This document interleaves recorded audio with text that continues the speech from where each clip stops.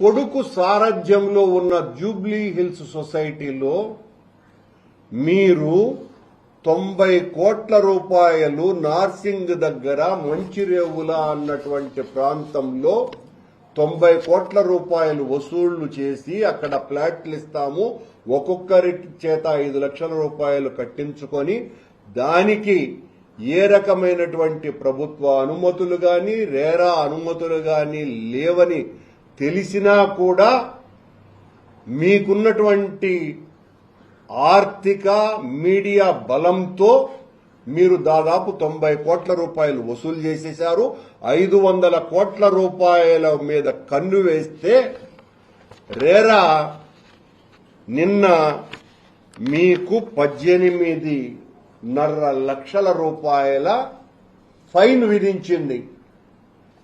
B Rabindranath అనే మీ కుమారుడి అధ్యక్షతలో ఉన్నటువంటి జూబ్లీ హిల్స్ సొసైటీలో. గతంలో జూబ్లీ హిల్స్ సొసైటీకి ఎంతో గొప్ప వ్యక్తి, అందరికీ మన్ననలను పొందినటువంటి వ్యక్తి నరేంద్రనాథ్ చౌదరి గారి హయాంలో అత్యద్భుతంగా ఆ సంస్థ విరాజిల్లింది.